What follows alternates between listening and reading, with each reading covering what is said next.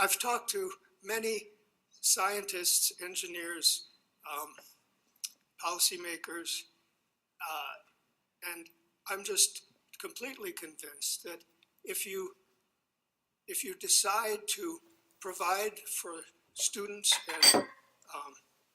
and faculty just basic information, it's in the fine print. Most of it's in the fine print of your cell phones and so on, that we'll be on the right side of history.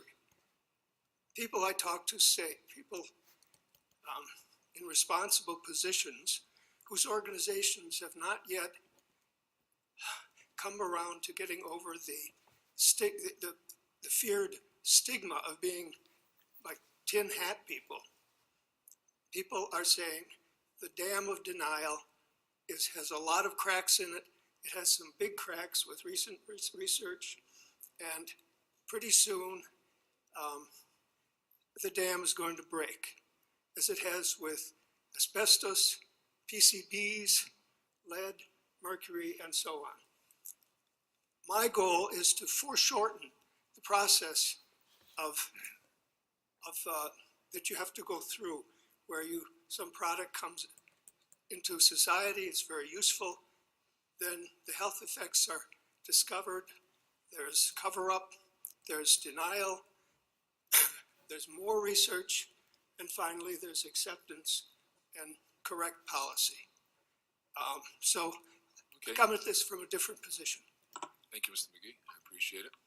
Thank you. At least acknowledge what health officials and scientists are saying about EMFs, or rather EMF.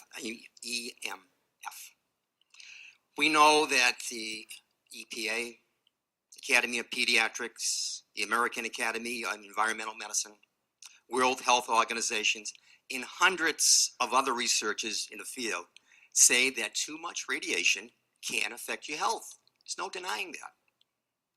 All I'm saying is that based on the research given to us from administration, and they've taken that information from the EPA and others, let parents know that there are some again, I'll emphasize, best practices to follow when using wireless devices, such as keeping the devices away from your body and keeping the laptop on a desk. Let parents then do their own due diligence and research the findings. High levels of radiation can have more of an effect on children because the brains are not fully developed. Everyone's been saying that. I'm not opposed, obviously, to technology. I have my cell phones, I have my Wi-Fi, but let's teach our children to use technology responsibly. Let's do the right thing and be open-minded on the issue. We have a moral obligation to our parents and our children to let them know what research is saying, and let them, as I said before, research themselves and find out. Thank you. Thank you. Mr. Foley? Mr. Chairman, it's important to notice what this document is, and more important to notice what this document is not. And if it's simply an opportunity to read the document, and if we look at it as to what it says, and it's very clear, very specific, very forthright, literal language, it's very clear that it really is nothing more than a summary of safe and prudent practices for those who are concerned about radio frequency exposure and radiation heat from electronic devices. It is nothing more than that.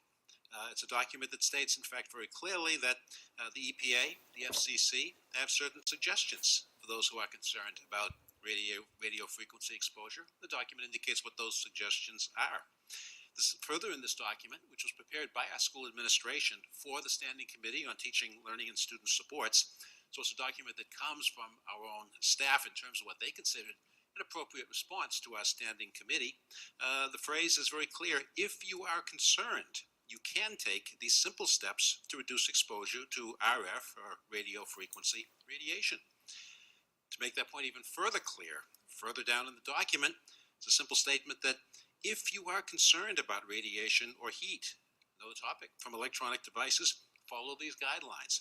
So it's simply a statement. If you share these particular concerns, if you have concerns with this, How do you respond to that? Here's what you can do that is in fact very safe. It doesn't tell you not to use the devices. It doesn't tell you that the devices are going to cause any particular physiological impact on you.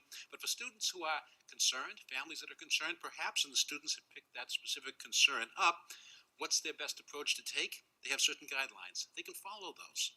It is literally nothing more than a simple informational statement and a guideline and some general encouragement to people perhaps to think about the issue.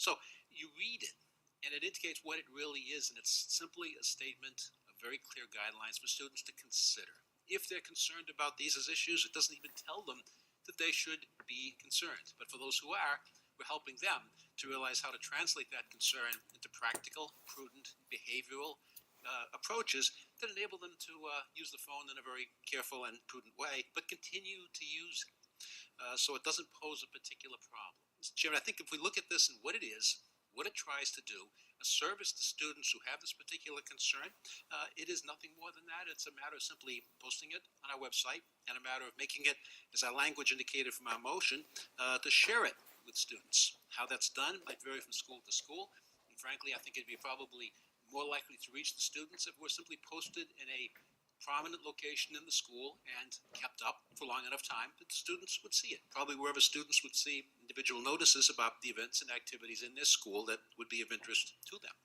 So it is literally, as I said, Mr. Chairman, simply a means of assisting our students, those who have this particular concern, an opportunity to guide them a bit as to what might be practices and procedures that would be safe from their point of view. Literally nothing more than that. So I do hope my colleagues will support it as a document that really is, it doesn't have the that pernicious effect or that subterranean effect that seems to be implied beneath all this. Read it, look at what it is, think of what it isn't, and simply give it to our students for whatever consideration they choose to apply to it, whatever guidelines they choose to implement, and whatever concerns they may have. Thank you.